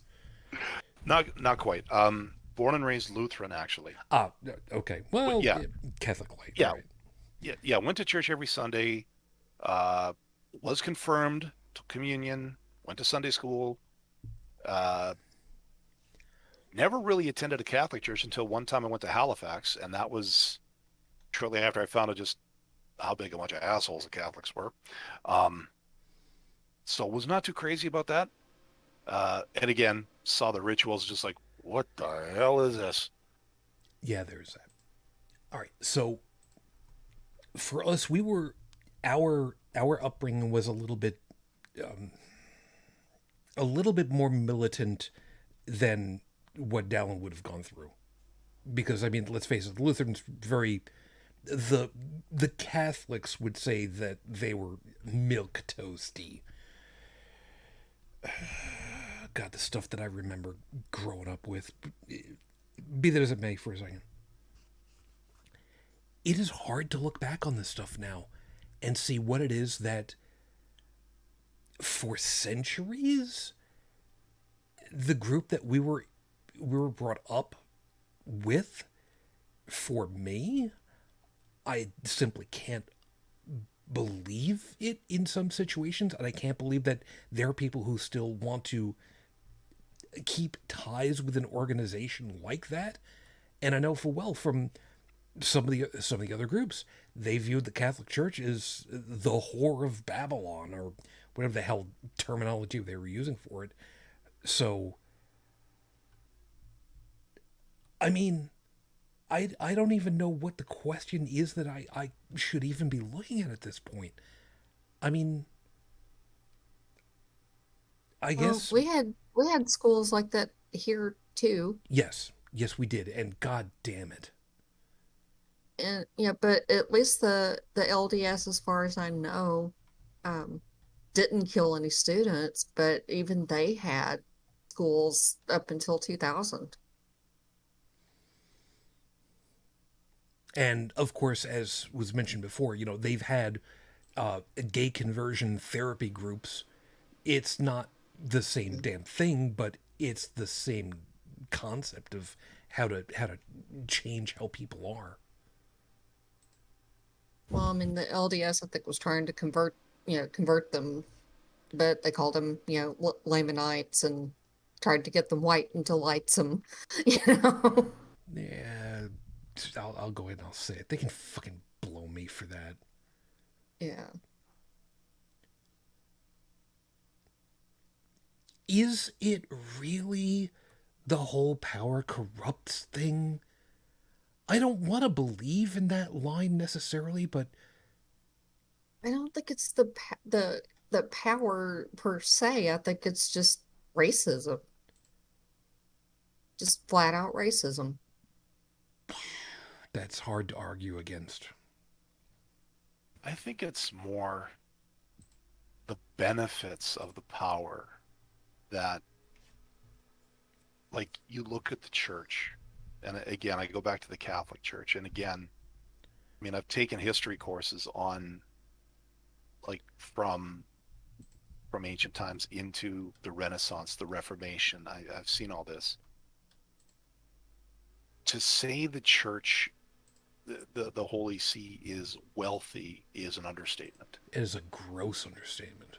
And I Yeah. think that's what it is that, like, I think once you've gotten a taste of that kind of wealth, it's tough to give up because, I I mean, don't. You know what? Hold on. I don't know that it's wealth exactly, at least not in the traditional sense. I think maybe it's wealth as in being. I don't know if I'm using the right term for it. Unaccountability. I don't know that I'm using the right term for it. The whole the Teflon Don thing. yeah, The I freedom can't of be. consequence. That's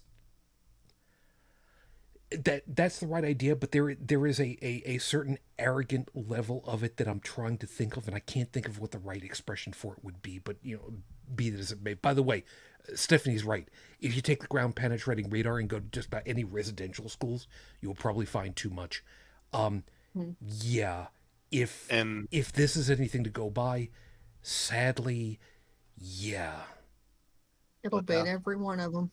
Yeah, but you know what? That's what they're hoping for, and that's what I'm hoping for. Because, to be honest, the more this comes up, the more is found. That just adds another stone to the weight that the churches and the government are going to have to deal with. It's one more And piece of evidence that keeps yeah, building onto this is what we found here. This is what you guys were doing back then. This is the same setup. Let's take a look over here. Oh, you did exactly the same damn thing over here. Where are your records for this? Oh, you've got yeah, records for 50 kids that are dead.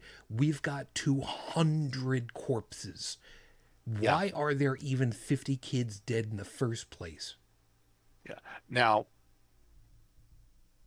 this was not strictly because of them being beaten or tortured. You also think about what, the time frame. Yeah, Things, no, things like tuberculosis, diphtheria, other morbidities that we've largely controlled these days thanks to the jab. admittedly. Yeah, this is stuff that, you know, this was a big problem up here, and especially like you think we have a vaccine hesitancy now? Let me tell you, back then it was outright fear because these people had never seen a needle before, let alone other ways to have medicines administered. So there was that as well. But there were also stories of kids who were running away from these schools to try to get back to home, and their bodies are found 3 and 4 days later from exposure from an animal attack. So that being said, these kids were under that school's watch. They were responsible. Ran it, church. They were responsible. Who sanctioned the church to do it? The government. They were responsible. So there's enough blame to go around. True.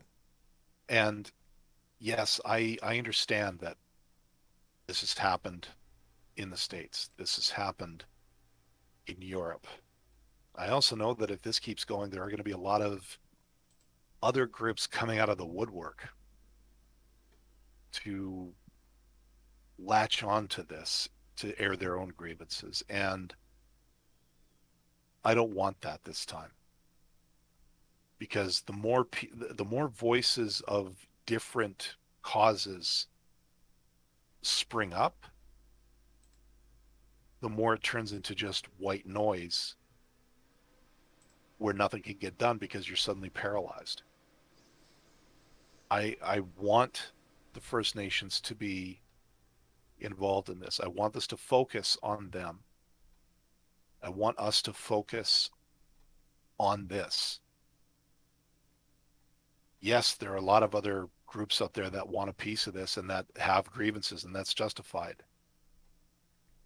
But let's take care of what we can take care of, because that's so much to ask.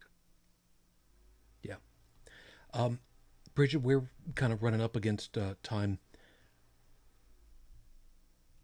Uh, I don't know. I mean, I've got an idea as to what I want to close with. I'm gonna, you know what? I'll do it really fast because I'm gonna leave you with the last on this one because you've had the least time. The only thing that I'm gonna leave with is I'm a parent. I'm a dad. I'm I cannot conceive of what these families have gone through for over 100 years. The idea that these nations are going to get their people back is at least one good can come of this. Those families will get some closure, and with any luck, the people will be making sure that the push happens to make sure that all of the legislation that allowed this to happen in the first place gets pushed where it deserves to be, into the bin. Not forgotten, but never, ever enforced again. I'll leave it. I'll leave it to you for any piece that you want to close with, covering the whatever angle you want on. Well, I mean, I don't know very much about, Canadian politics or policies, but, as far as what happened here, I think that that was rooted in racism. And, I'm thinking, I mean, there's still racism here. And I'm thinking back to a remark that Rick Santorum made just a few weeks ago about, I'm paraphrasing, but how there, was a blank slate here when we came over from the UK and that there was no culture here. And I'm sorry, but indigenous people had a culture. We just erased it, by what amounts to genocide. But, with just one person stating that there was no culture here, I mean, that comes from racism. He is an individual in power. Well, while I don't totally disagree with that, because Rick Santorum is, well, I mean, look what his Santorum. last name. Yeah, Yeah, he's exactly. Santorum. Yeah. Um, a lot of people could say that up until I started looking into this, that I was coming from a thing of racism, but I was coming from it. I know now I was coming at it from ignorance. I'm not defending him, but it's that kind of reaction to these kinds of questions or these kinds of statements that it's not going to help. No. The No. anger, like, look, I walked away from a lot of this because all I was seeing and hearing was hate. Well, I think And the Catholic Church had more pull up there than it did here. Um, well, you that's had more Catholics settle up there and, French and things like that. And we were more just, I guess, people trying to get away from the UK, the yeah, church there. yeah. But all I'm saying is that hate is powerful. It's seductive. It's easy to hate, especially these days, because you can hide behind your keyboards. You can hide behind, just about anything and be a hateful little cuss without any fear of consequence yet. I'm still waiting for that first person to pay that price. But what I've learned this past week is that we need to try to actually understand, and we need to pick up, we need to do the work.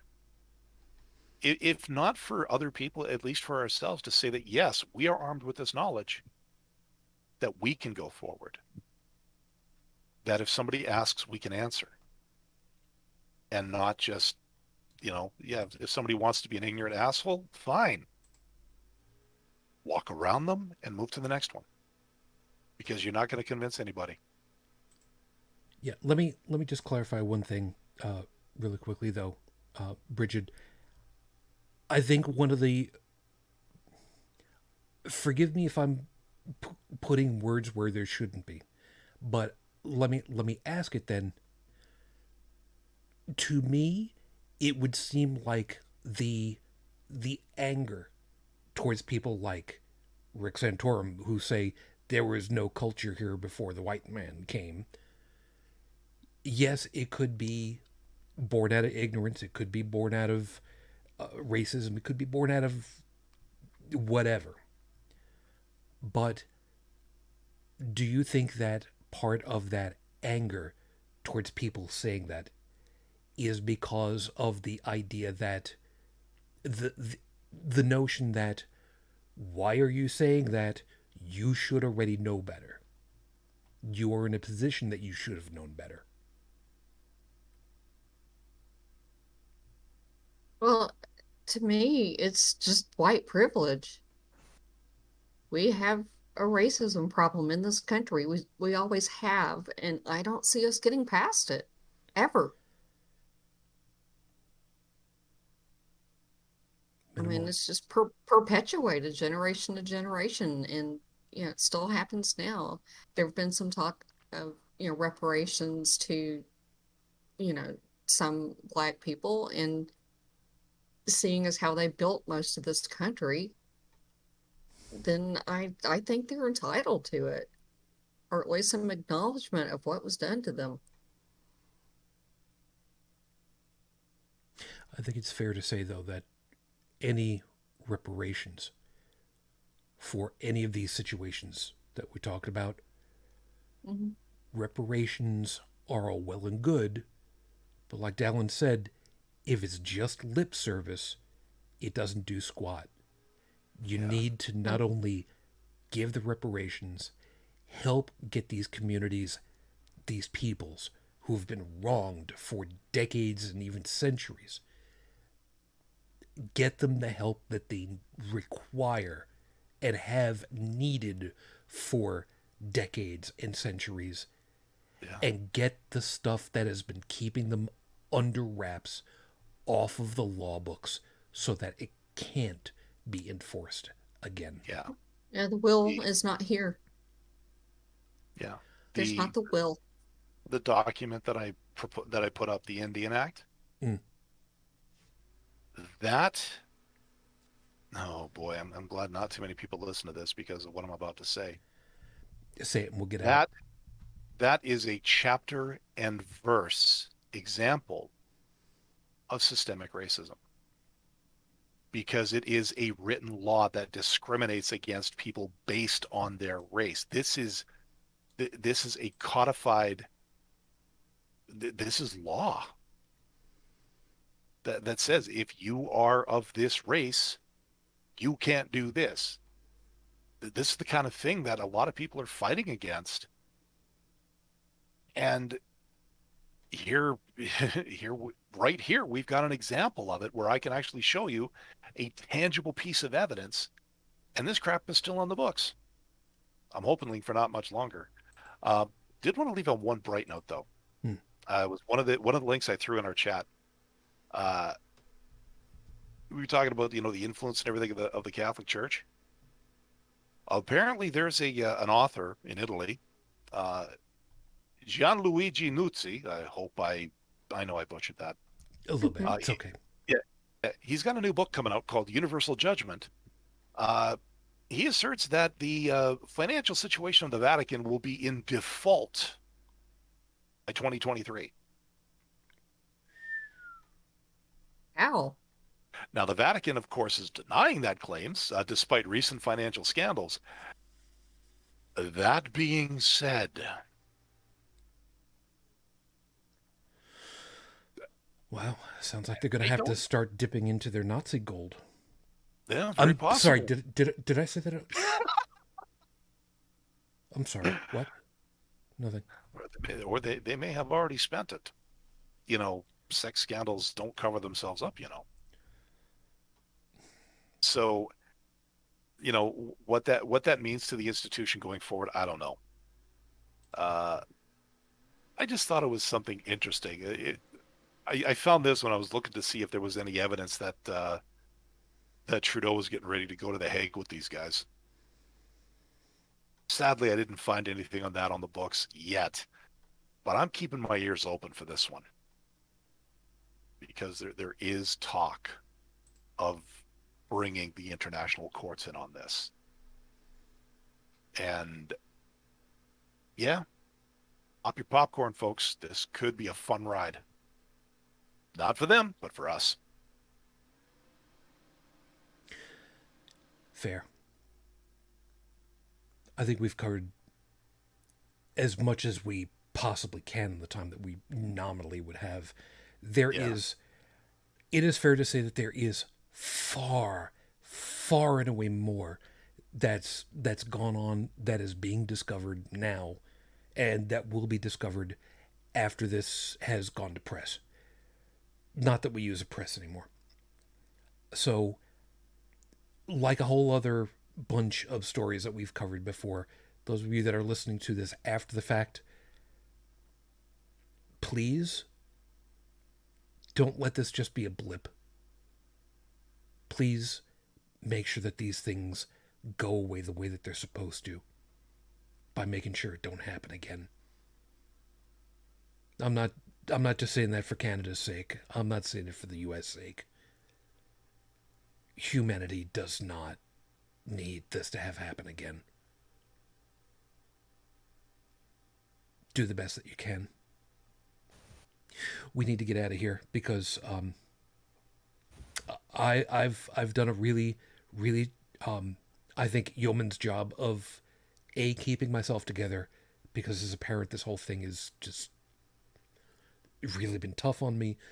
I have not been able to stay awake this long very well recently. I've tried to rest, and I'm lucky enough that I'm making it here. I had coffee a couple hours ago to try to make sure that I stayed here, so yay, go me. And I actually did finish the stuff. It wasn't bad. I don't know that I would necessarily choose it again, but all right. It's not something that I took a sip off of and said no, done. So that says something right there. So Yeah. everybody, thank you very much for being with us as always. We hope that you found something worthwhile in all of our perspectives. You got something to think about for the next, hopefully just a week. The next we come back, because that's the way that it's supposed to be. Stephanie, thank you. Like we said earlier, we know that the stories had come out of the British Isles for almost exactly the same damn thing. Different format and whatnot, and tweaked differently, but yeah, we know. And yet again, our hearts go out to all these families, no matter where they are on the globe, for this kind of thing happening. Please take care of yourself. Please be safe. Stay healthy out there. Bridget, glad you're able to make it. Welcome back, and you stay safe, hon. Stay healthy out there, huh? I will. And maybe next weekend I'll let everybody get a brief peek at my hair. I have Luna Blue. Oh, you went with? Did you? I Interesting. do. See, she was trying to decide on what to do with what she was allowed to get away with, and the Princess Celestia hair concept was really pretty looking though. Wasn't it? But But of course, they got to be tools over there, so whatever. yeah, I can show Well, you a brief look after the show, but just don't look at my face. It's all broken out. Don't worry about it. yeah, pride. Yeah, anything that would look like pride in some places is probably not welcome, Yeah, unfortunately. especially down here. It's Uh-huh. crumpland. I got you. So, We can't do no gay here. who are we going to go ahead and tell them that they can just go fuck themselves this week? Oh, fuck Mike Pence and the GOP, and I'm gonna say fuck Joe Manchin and Kristen Sinema, or whatever her last name is, or Kirsten. Just go fuck yourselves, all of you. Sounds good. And Greg Abbott, go fuck yourself too. And don't enjoy it either. By the way, And don't, want to yeah, make sure that we make sure that you need to understand it's supposed to be punishment.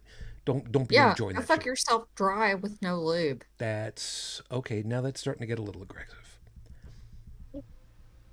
No, I mean keep going. I mean, you can always. I mean, there's always habanero infused KY. I'm sure we could come up with something. Ooh. Oh, speaking of that, did you happen to catch Aaron Rod's live stream last night? Nope. Uh, Why? What did he? he, uh, Okay, he the fact actually ate. that you this is prompting something, I'm now concerned. Well, he likes really, really hot stuff, right? I do now.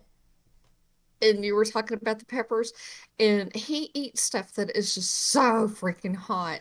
And he finally got bested by some chicken last night. It was coated in the is it Carolina Reaper? Yeah, probably.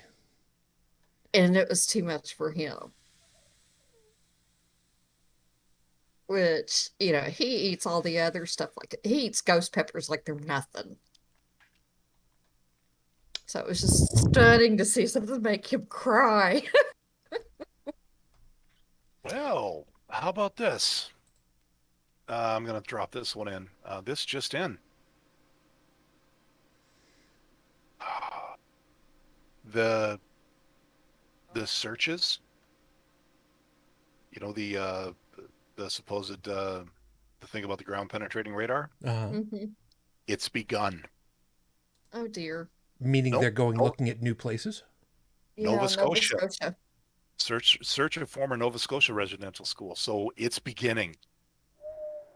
Yeah, this is going to get bad. Stay tuned.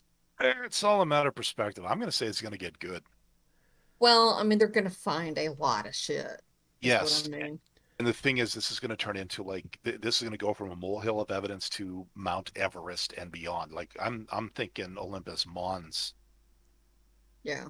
grade evidence that the responsible parties cannot turn away from.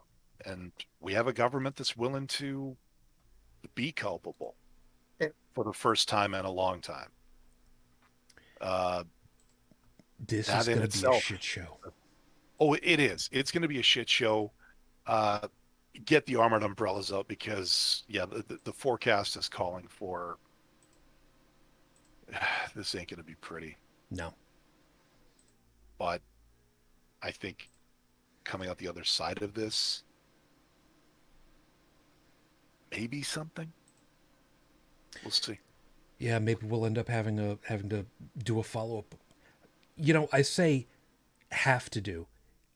It won't be an obligation. It will be a moral imperative. I'll keep an eye on this. Uh, Yeah. Again, given my situation, the fact what I sort of have going on, playing in the background when I'm working, I should be able to keep tabs on this for quite some time. And as new articles pop up, I'll collect them. And if something incredible happens, yeah, I'll let you know. Fair. Dallin, officially, thank you. And you, again, also, you have yourself a safe week, huh, man? Thank you. I plan to. And hey, the shows are actually up to date, and I've got the next one ready. So when I can get the audio for this, it'll be up on the podcast at holycrapthevlogcast.com. My poor little blog has suffered because I haven't had a chance to write, but that's over at inthewind.yo5.ca. And unfortunately, my own podcast has suffered a bit too because I've been writing, just not editing.